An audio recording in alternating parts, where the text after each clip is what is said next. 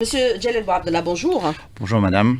Alors, le savoir technique constitue une source de puissance pour les États. La concurrence pour le leadership technologique et technique est très rude, à l'exemple de celui en cours que nous avons vécu entre, bien sûr, la Chine et les États-Unis via Huawei et Apple. La Chine en émergence perpétuelle et en croissance rapide. La technologie numérique et l'intelligence artificielle, c'est les grands défis majeurs à l'avenir. Nous avons besoin de ce transfert d'expertise entre l'Algérie et la Chine pour pouvoir émerger, puisque notre ambition aujourd'hui, c'est d'adhérer au BRICS. Monsieur Abdallah. Déjà, bonjour à tous les auditeurs et auditrices et merci beaucoup pour l'invitation. Oui, c'est vrai que cette collaboration et cette coopération avec la Chine est très très importante, et surtout dans le domaine qui est technologique et numérique. On a vu que la Chine a un très très grand potentiel. Donc, les statistiques et les chiffres le disent et elles sont vraiment elles sont là. Donc déjà, dès qu'on voit un petit peu les stats, on voit que la Chine, déjà, avec sa population qui est à plus de 1,4 milliard, donc a un PIB qui avoisine, en fait, qui a un PIB à peu près qui est aux alentours de 14,7 trillions de dollars. Donc c'est énorme. Dont 14 milliards de dollars en matière d'économie numérique. C'est 14 milliards de dollars, 14 000 milliards. 14 000 milliards de dollars.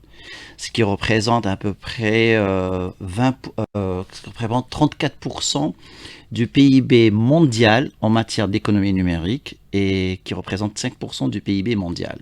Donc on a tout intérêt à collaborer et à coopérer avec la Chine.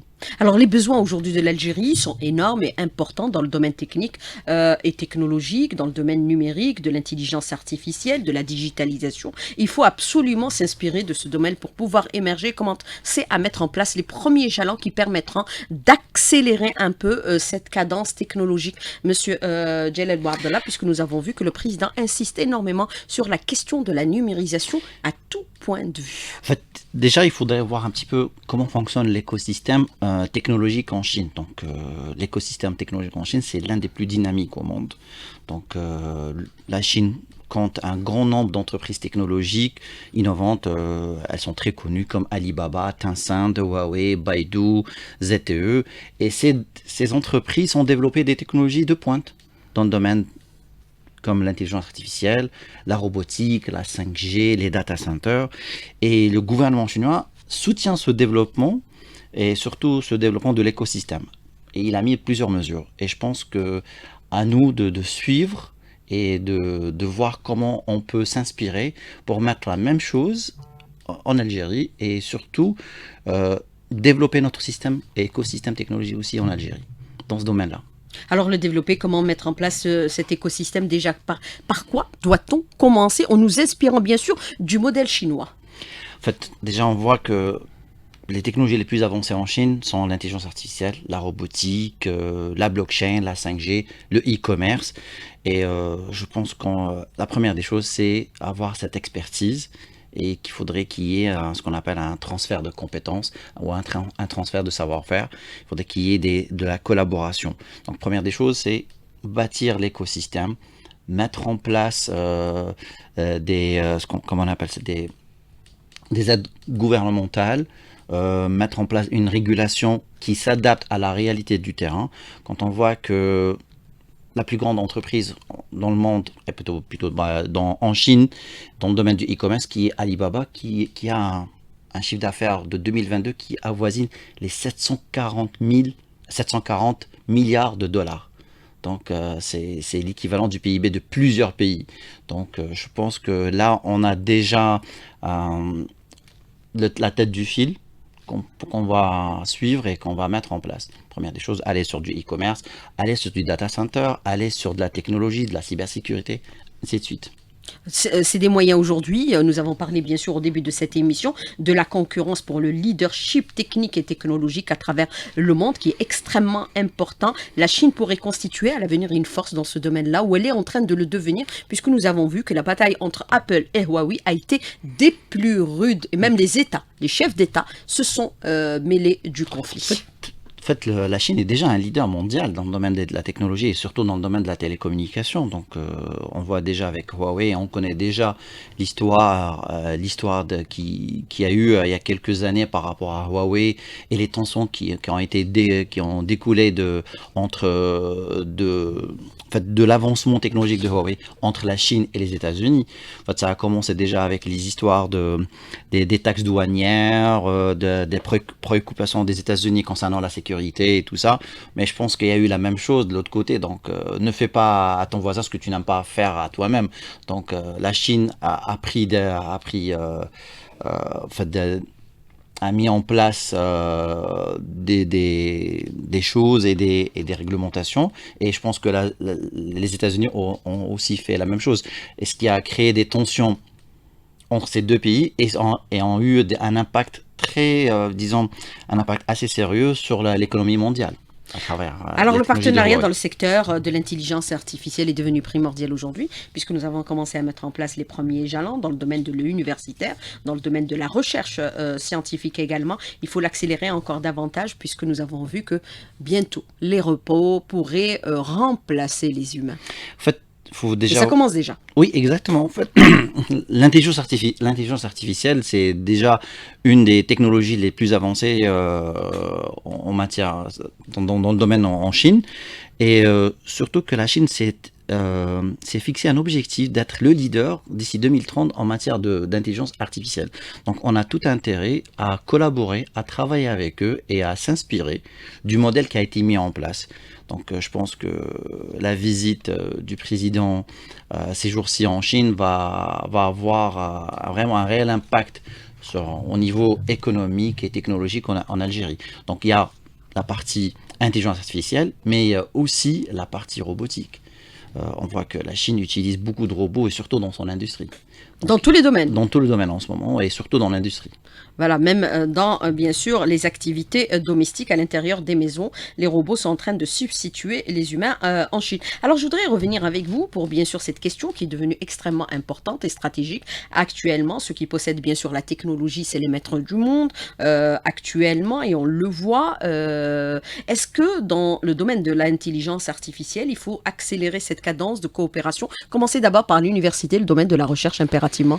Ben oui, la première des choses dans le domaine de l'intelligence artificielle, ou dans n'importe quel domaine, c'est avoir la compétence et avoir le savoir-faire. Donc, et ça commence. Et les hommes qui pourront, bien sûr, mettre en place Exactement. cette politique. En fait, il faut déjà commencer par l'éducation, la formation. Donc, on a déjà une université, un institut pour l'intelligence artificielle. Donc, À Sidi Abdallah. exactement, l'école. tout à fait. Et aussi la haute école, je pense, de mathématiques. Donc, c'est ces deux domaines qui sont en fait, qui interagissent dans le domaine de l'intelligence artificielle. Donc, on a tout intérêt à former, à avoir les bons formateurs, les bonnes compétences. Et comment on peut les avoir, c'est d'avoir des coopérations avec les bons partenaires. Et là, on voit que la Chine est l'un des partenaires qui pourrait nous aider à avancer dans ce domaine-là. Et bien sûr, nous savons aujourd'hui que la technologie renforce aussi la puissance économique. L'économie pourrait bien sûr profiter de cet essor technologique. Bien sûr, vous avez donné des exemples tout à l'heure au début de cette émission. Par exemple, l'exemple d'Alibaba. Oui. C'est du commerce. C'est Et du e-commerce. c'est du e-commerce carrément. Donc Alibaba, donc c'est son domaine, c'est le e-commerce.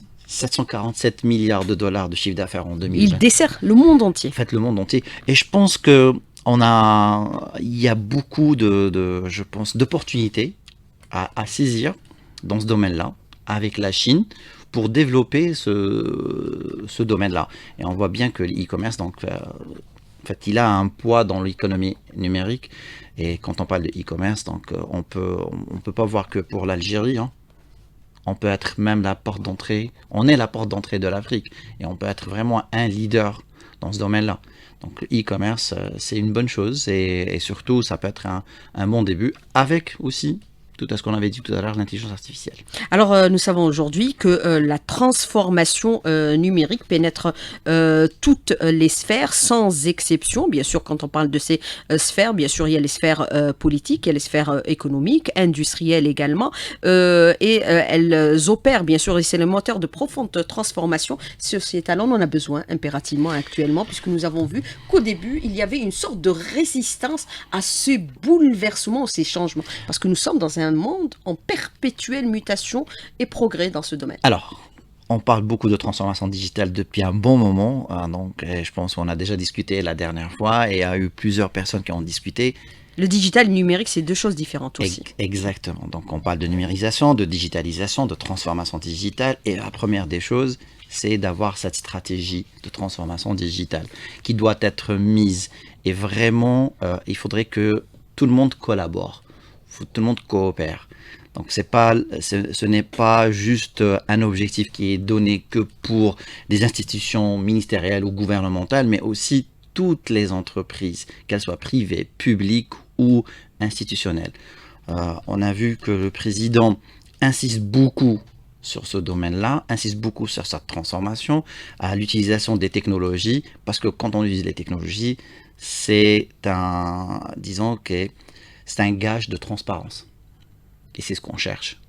C'est ce que je pense que c'est l'une des choses, c'est la transparence, c'est la fluidité des transactions, c'est la facilité, comment on appelle ça, faciliter l'expérience client, et en même temps faciliter tout ce qui est transactionnel, tout ce qui est administration, et on en a vraiment, vraiment besoin. Si on ne prend pas le train qui est déjà en marche, on risque de le rater. Et on aura du mal à rattraper ce train-là. Alors vous parlez de la stratégie, qui n'est pas du ressort seulement des institutions ministérielles, mais tout le monde doit s'impliquer, également l'économique, également le culturel, le social également. Quelle est l'assise de cette stratégie? Sur quoi doit-elle être basée, Monsieur Djelel Bouabdallah? Alors, on en parle beaucoup, mais on a l'impression que c'est juste un PC, une numérisation, or que ça a une portée beaucoup plus importante. C'est beaucoup plus important que ça. C'est de l'argent aussi, hein, de l'économie. Ben oui, en fait, si on veut aller vers cette transformation digitale, c'est que derrière ça, il y a un objectif. Donc, la première des choses, c'est établir des objectifs. Dire, OK, où est-ce qu'on veut aller? Quels sont les objectifs à court terme, à moyen terme et à long terme? Donc, on se met des objectifs et puis on commence à mettre les points stratégiques, et à partir des points stratégiques, on doit développer carrément des plans d'action. Et ces plans d'action doivent être mis en place par un organe ou des organes. Donc on sait bien qu'on a 3 ministères qui tournent autour de cette transformation, autour du numérique. Qui gravitent autour. Exactement. Oui. Donc on a le ministère des Postes et Télécoms, on a le ministère de la numérisation et des statistiques, on a le ministère des startups et de l'économie de la connaissance. Et il faut savoir que l'économie numérique est basée sur tout ça. Pourquoi on parle d'économie numérique? Parce qu'on parle de données, on parle de data. C'est ce qui est devenu, on appelle la donnée le nouveau pétrole ou la new oil. Donc tout gravite autour de ça. Et si on met en place cette transformation digitale, c'est pour profiter de cette nouvelle ressource qui peut ramener de l'argent, qui peut ramener des investisseurs et ainsi de suite. Alors, bien sûr, nous avons vu que pour atteindre ce niveau un peu de leader mondial en termes de technologie, la Chine a commencé déjà par briser le monopole numérique occidental pour ne plus être dépendante en développant le Made in China. Bien sûr, une politique a été mise en place à horizon 2015-2025 qui permet un peu de généraliser le Made in China d'abord en Chine. On l'a vu bien sûr avec les réseaux sociaux, puisque la Chine, c'est un des seuls pays qui a son propre réseau social au niveau de tout le pays. Alors, bien sûr, le Made in Algeria pourrait graduellement émerger également, Monsieur Djelel Bouabdallah, où on en est un peu loin, puisque nous savons que cette dépendance à la technologie par rapport à l'extérieur vous rend extrêmement vulnérable. Alors, je pense qu'on a deux, en fait, là dans ce domaine de la technologie, on a deux camps. Il y en a ceux qui sont pour le made in local algérien et il y en a ceux qui veulent dépendre. Moi, je dirais que c'est des étapes. Il faut aller étape par étape. On a vu la Chine 2015-2025. Exactement.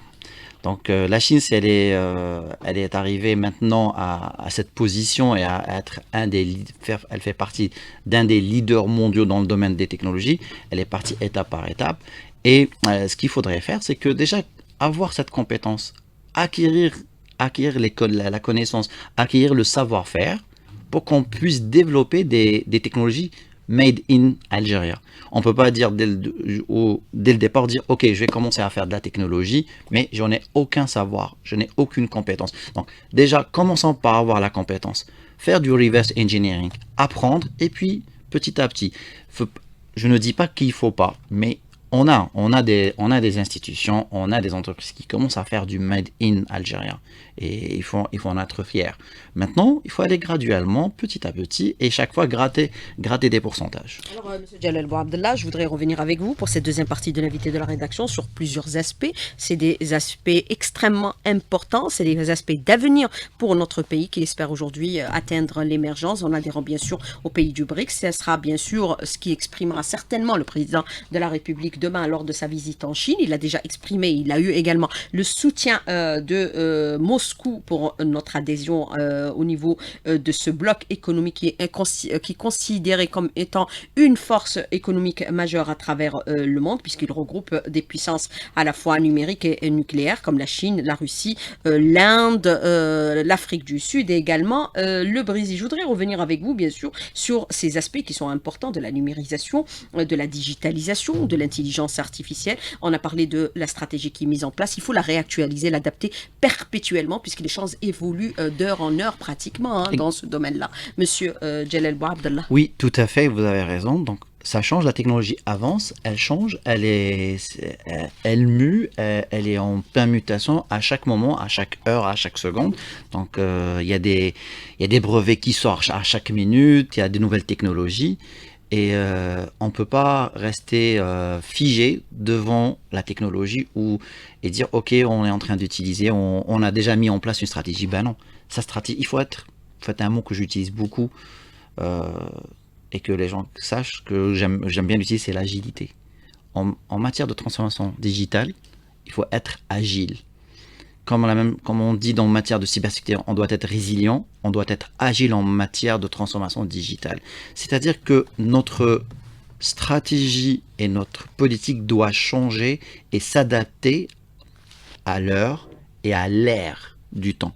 Donc il faudrait savoir où est-ce qu'on est, où est-ce qu'on veut arriver et quels sont les moyens qu'on doit mettre en place. Ça fait un bon moment qu'on parle de data center gouvernemental, ça fait un bon moment qu'on parle de cloud, mais on ne voit rien du tout. On ne voit pas. Il n'y a pas une réelle stratégie. Tout le monde entier se bat sur la donnée, sur la data. Nous, on n'en fait rien. On n'en fait rien. Et on peut être vraiment un pays leader dans ce domaine-là. On peut être... je donne un exemple. En matière de data center, on voit que la Chine a 4000. Qu'est-ce qui attire ce qu'on appelle les hyperscalers ou les gens qui proposent des data centers et du cloud? C'est le coût de l'énergie. On a un coût d'énergie très bas. On est très compétitif dans ce domaine. Qu'est-ce qu'on attend pour faire appel ou inviter les grands comme Microsoft, comme AWS, comme Alibaba, comme Google et leur dire ok, venez, on vous propose, on a besoin de vous et vous avez besoin de nous. WeChat également, les Chinois, voilà, pour ne pas citer seulement les autres. Exactement, il y en a il y a Baidu, WeChat, Tencent, tous ces géants-là, on les invite, on dit ok, on les met autour d'une table et on dit ok, nous on propose ça, qu'est-ce que vous pouvez proposer? C'est comme ça qu'on ramène des investissements directs. La Chine ne fonctionne pas juste en exportant, elle importe aussi, elle importe de la matière première, elle a besoin d'énergie. On peut être une des portes d'entrée pour les data centers, pour le cloud, pour le e-commerce en Afrique. À travers ça, Donc mettons en place ce genre de stratégie. Voilà un exemple de stratégie pour développer le numérique. Bien sûr, on a parlé de la Chine avec ses 400 data centers. 4000. 4000, pardon. Il faut les développer impérativement, puisque nous avons parlé un peu des clouds gouvernementales, data centers, mais qu'on ne voit pas encore arriver. On en parle depuis pratiquement une dizaine d'années. Ça fait un bon moment qu'on parle. Oui, oui. On parlait depuis longtemps de data centers, mais jusqu'à maintenant, ok, on dirait que les data centers, c'est quelque chose de tabou ou quelque chose de vraiment, faut pas trop en parler. Ben non, au contraire. On craint la technologie. Ben oui. Ceux qui craignent la technologie, ils ont quelque chose à cacher. Alors qu'on peut la domestiquer, la technologie. Tout à fait. Regardez ce qui s'est passé, par exemple, je donne un exemple qui est en dehors de la Chine et de l'Algérie, l'Arabie Saoudite. L'Arabie Saoudite a fait agenouiller de grands leaders comme Microsoft et Oracle. On leur dit, ok, vous voulez qu'on installe vos technologies chez nous? Pas de souci. Nous, on a une souveraineté numérique. On veut une souveraineté de la donnée. Ok, venez installer vos data centers, ramenez vos sièges chez nous. On utilisera vos solutions à condition que les données restent dans le pays. Ils sont venus. Ils ont quitté Dubaï. Ils sont partis en Arabie Saoudite. On peut le faire d'une manière graduelle, mais il ne faudrait pas trouver les bons partenaires qui vont accepter et travailler avec nous. Justement, les données, c'est une question de souveraineté. Comment faire en sorte à ce que ces données soient accessibles pour, bien sûr, la maîtrise de ces chiffres et à la fois assurer cette souveraineté numérique? C'est peut-être ça qu'on craint aujourd'hui, Monsieur Bouabdallah. En fait, la donnée, tout le monde, on est parti, il y a cette fameuse loi en ce moment quand tout le monde est en train de courir vers la 1807. C'est bien d'avoir mis en place une loi pour la protection des données, mais je pense qu'on est parti un peu trop fort sur cette loi. Pourquoi? Parce que on a donné un laps de temps, on l'a oublié depuis 2018, et du jour au lendemain, on s'est réveillé, on dit ok, il y a les données, il faut les protéger, il faut les garder. Il faut déjà savoir quelles sont les données qui sont confidentielles et quelles sont les données non confidentielles. Qu'est-ce qu'on peut garder et qu'est-ce qu'on ne peut pas vraiment, on peut partager. Comme le secteur de souveraineté et ceux qui ne le sont pas. Exactement. Stratégique et non Donc, qu'est-ce qu'on peut garder, qu'est-ce qu'on ne peut pas garder. Et en ce moment, on a donné un petit laps de temps à toutes les entreprises pour se conformer à cette loi. Et qu'est-ce qui se passe derrière? Donc, toutes ces entreprises courent pour être réglo et pour régulariser, se régulariser vis-à-vis de la loi. Et à la fin, on dit, ok, on a besoin de technologie. Mais ces technologies, il faut les importer. Ah, ok. Ces technologies, il faut demander des autorisations. Il faut avoir des agréments. Donc, il y a toute une chaîne qui est derrière et chaque partie de cette chaîne-là ne fonctionne pas et ne marche pas à la vitesse de chacun. Et ça devient une source de blocage. Exactement. Et après, on va se retrouver et les gens vont se dire, ok, moi, comment je peux me conformer à telle loi ou comment je peux développer, même en matière de data center. Ok, j'ai envie de mettre un data center ici. Ok, je ne peux pas fabriquer de serveurs. Je n'ai pas les solutions. Je suis obligé de les importer. Comment je fais?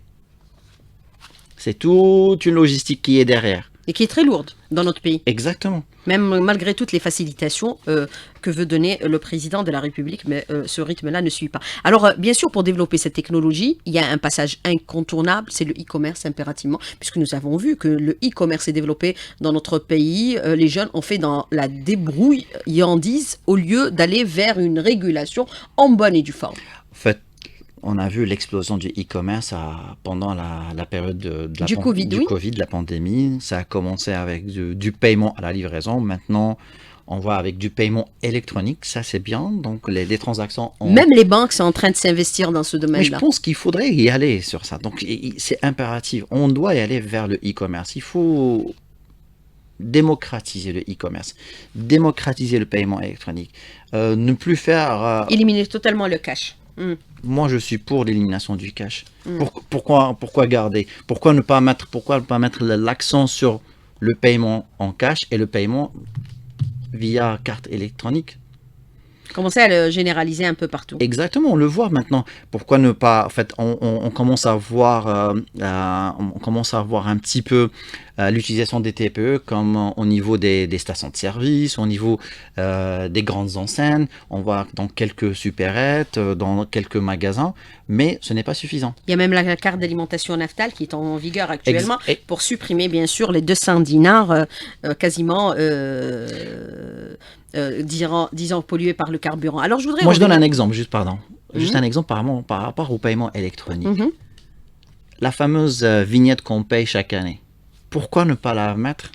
On la paye directement sur Internet. Ça Pourquoi? va se mettre. Elle a annoncé déjà la directrice générale des impôts Voilà, ça, qu'à partir de l'année prochaine, on paiera notre vignette. aller payer directement via, ça voilà. au niveau, à travers un TPE ou carrément sur un site web.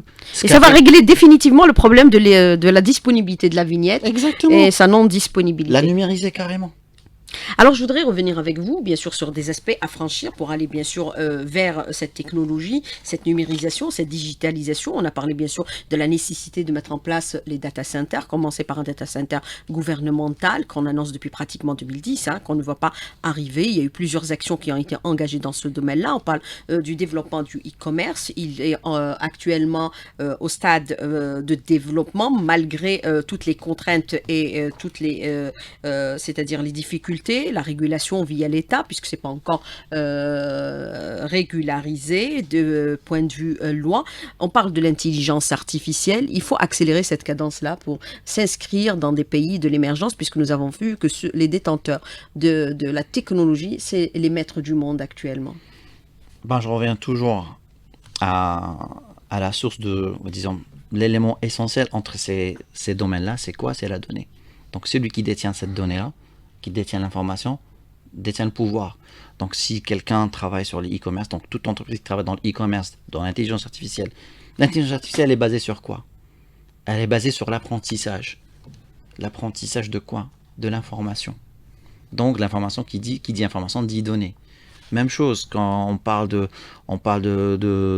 data center, de cloud, de e-commerce, de cybersécurité, de 5G. En fait, toutes ces technologies gravitent autour d'un élément central qui est quoi? Qui est la donnée.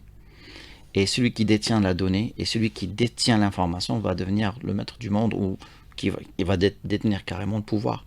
Et il pourra interagir et mettre en place ses lois. Donc on l'a vu, tout le monde, on voit ça avec Google, on voit ça avec Microsoft, on voit ça avec tous les grands leaders. Donc ils ont, en fait, maintenant le cœur métier, le cœur de leur métier, donc ce n'est plus de la technologie, ce n'est plus du matériel, mais c'est carrément la donnée en elle-même. Alors, commencer par le commencement, la formation impérativement. Oui, carrément. Même au niveau de l'entreprise. Bah, déjà, il faut faire de ce qu'on appelle de l'acculturation, de la sensibilisation, de la formation, donc former les gens, et surtout, il faut aller vers ce qu'on appelle faire accepter aux gens ce changement de paradigme. On passe de quelque chose qui était manuel vers quelque chose qui devient automatisé, qui devient numérique. Donc la seule chose dont j'ai peur, c'est que, et je reprends un mot qu'utilise un de mes collègues, c'est on est en train d'aller vers la numérisation, mais je vais le dire en arabe, al-warqana. On veut aller vers la numérisation. Ok, il y a des moyens. Supprimer le papier. Mais on reste toujours sur quelque chose. Ah non, mais ce qui est sur le numérique n'est pas accepté. J'ai eu des expériences où un extrait de naissance que j'ai retiré d'Internet n'est pas accepté au niveau des administrations. C'est illogique.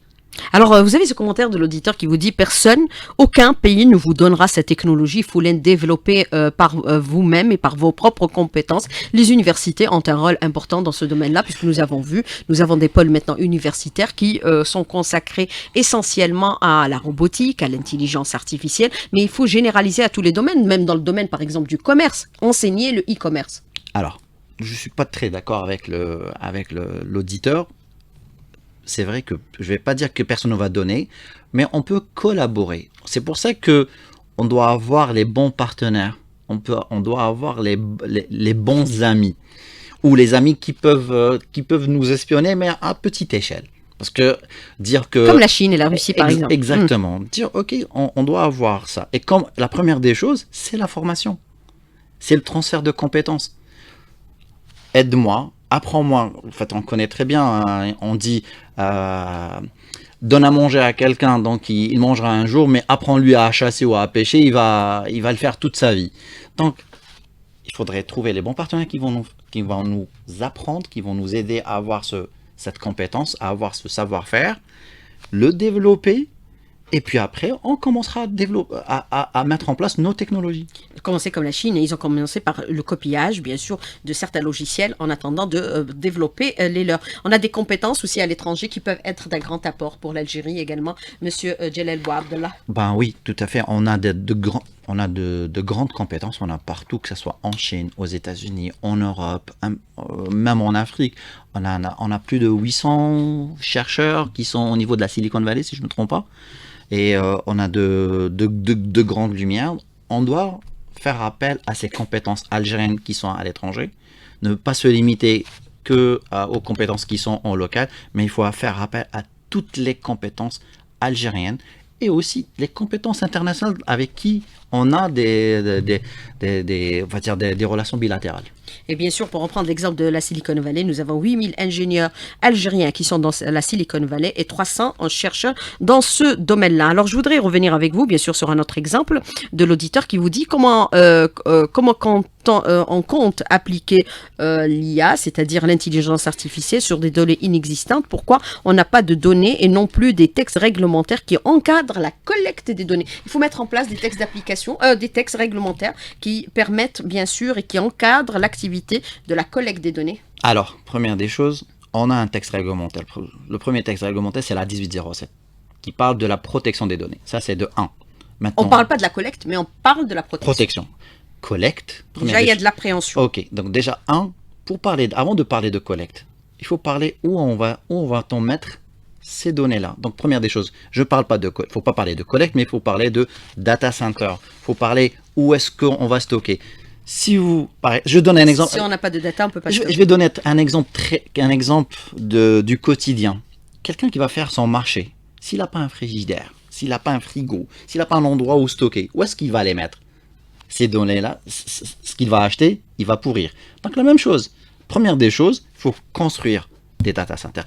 Il faut libéraliser la mise en place de data centers et de cloud. Il faut démocratiser l'utilisation du cloud. Il ne faut plus avoir peur du cloud. On va y aller au cloud. Qu'il soit public, souverain, gouvernemental, privé, on va y aller. Donc il faut le démocratiser, mettre en place des data centers, que ce soit privé, public, gouvernemental. Chacun aura droit à son data center. Alors, je vais vous poser une question directe. Je souhaite une réponse directe. Il faut réactualiser la loi. Il faut la revoir impérativement. Oui. Moi, je suis pour... La mettre au goût du jour. Exactement. Et les lois dans le domaine du numérique et des technologies doivent être revues, moi je dirais, peut-être chaque année.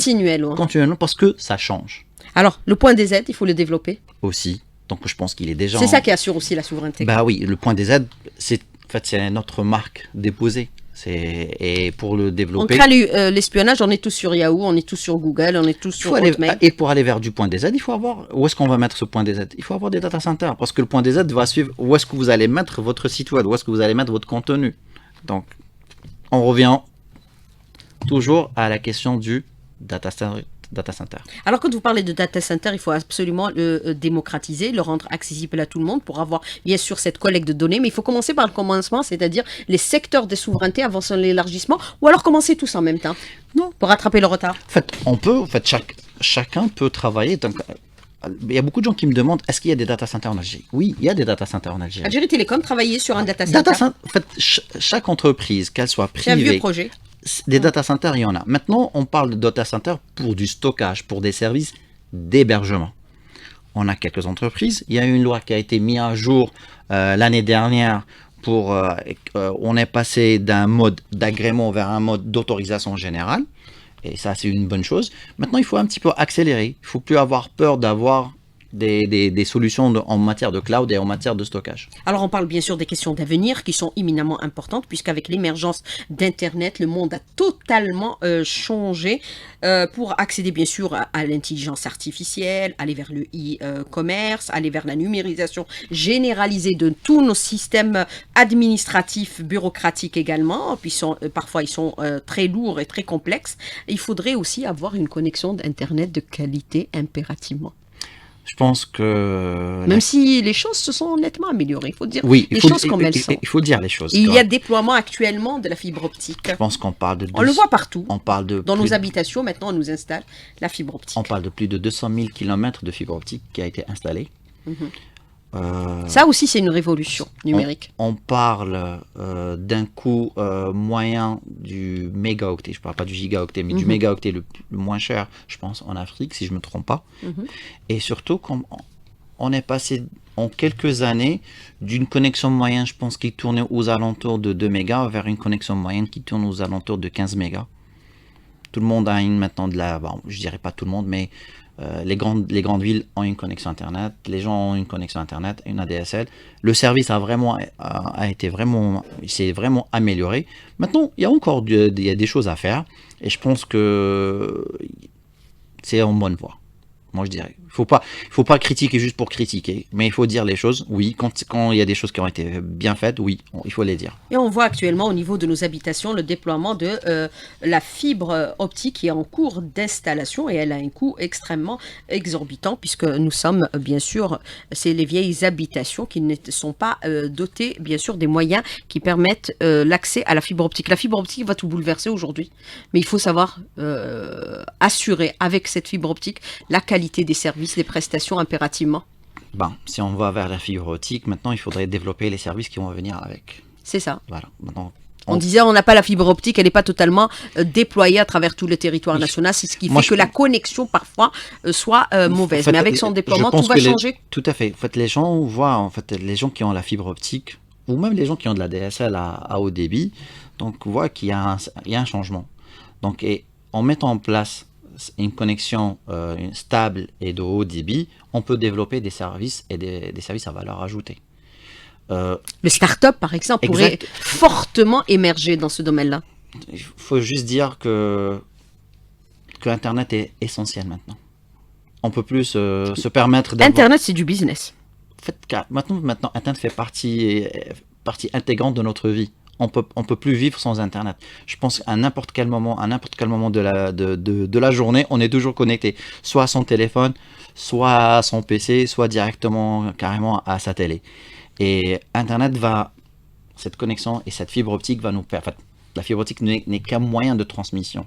C'est Internet qui est derrière. C'est pour transmettre, pour nous connecter sur Internet. Ça va nous permettre de développer ce e-commerce, cette intelligence artificielle, ces données-là. Donc tout ça gravite autour de ça. Bien sûr, nous avons vu qu'avec Internet, tout a émergé. Alors, autre question que je voudrais vous poser, c'est celle de l'auditeur qui vous dit aujourd'hui, par rapport bien sûr aux solutions cloud publiques, comment inciter les entreprises à faire confiance aux solutions cloud publiques? Il y a aussi cette réticence. Parfois, les données, c'est stratégique pour une entreprise. Elle ne veut pas les mettre, bien sûr, en exploitation, de peur aussi. C'est comme pour le problème de la monétique, de transparence. Ok. Donc, je pense qu'on avait parlé de quelque chose lors de mon dernier passage chez vous, il y a à peu près un peu plus de 5 mois. On avait parlé que tout le monde utilise un cloud public. Sans du petit élève au grand... aux personnes stratégiques utilisent un cloud public. Tout le monde a un smartphone qui soit de type Apple ou de type Android. Soit la personne elle est sur le cloud public de Apple, soit elle est sur le cloud public de Google. Donc, pour me dire, ok, comment on l'utilise, c'est ce qu'on avait dit tout à l'heure. Éviter ces gens-là, ces grands clouders, ces grands hyperscalers, ces grandes entreprises, de leur dire, ok, on a besoin de vous en Algérie. Ça a été fait ailleurs. Il faut voir juste les voisins qui sont à droite et à gauche. Ils ont été faits. Ça a été fait chez eux. On doit le faire chez nous. C'est tout. Et les inviter et leur dire, venez, on a besoin de vous. Et comme ça, on va mettre. Après avoir peur, qu'est-ce que vous mettez? Maintenant, vous mettez vos photos, vos contacts. Tout est mis sur le cloud. Maintenant, on veut les garder ici? Ok, pas de souci. Commençons à mettre en place des data centers. Ou inciter des gens. Si on ne peut pas les mettre, on ne peut pas les construire. Inviter des investisseurs à les construire. Alors, je voudrais revenir avec vous sur cette autre question, bien sûr, de l'auditeur qui vous dit cette réticence peut être à l'origine de certains blocages pour l'émergence de l'Algérie. Monsieur Djellab Abdallah, il faut placer l'intérêt de l'Algérie au-dessus de toute considération parce qu'on parle bien sûr de l'intelligence artificielle, du numérique, du digital. Les deux sont différents l'un de l'autre. On parle bien sûr de la nécessité d'accélérer le e-commerce, d'accélérer bien sûr la numérisation des services dans le domaine des services, par exemple les assurances. On peut ne plus se déplacer pour payer bien sûr l'assurance automobile, assurer cette prestation via Internet. Mais il n'y a pas que des prestations, il y a aussi du commerce. Vous avez donné l'exemple d'Alibaba. Il faut accélérer cette cadence impérativement. Il faut émerger, il faut une émergence économique et numérique également. On est obligé. Les deux vont de pair. Exactement. On peut plus, en fait, l'économie ne peut plus se dissocier de l'économie numérique. Les deux, c'est de l'économie. L'une, elle est dans le réel, l'autre, elle est dans le virtuel. Exactement. Et même les commerces maintenant, les commerçants vendent par Internet. Regardez ce que j'ai. Donc les deux, ils utilisent les deux. Je vais redonner un chiffre. Même les grandes surfaces vendent en réel et vendent en virtuel. Je donne juste un chiffre. On va le redonner. Je pense que c'est un chiffre qui va parler. On a dit que l'économie numérique de la Chine est de 14 000 milliards de dollars. L'économie numérique. En Chine seulement. En Chine. Seulement. Elle représente 34% du PIB mondial de l'économie numérique. Et elle représente 5% du PIB mondial. Il faut faire le calcul. Donc, économie numérique. Et elle représente 50%, juste pour finir, elle représente 50% du PIB de la Chine. Et donc, il faut faire vite. Monsieur Djellab Abdallah, merci d'avoir répondu à nos questions et d'avoir été en direct avec nous ce matin dans le studio. Merci beaucoup. Bonne journée. Merci. À bientôt. Merci au revoir. beaucoup.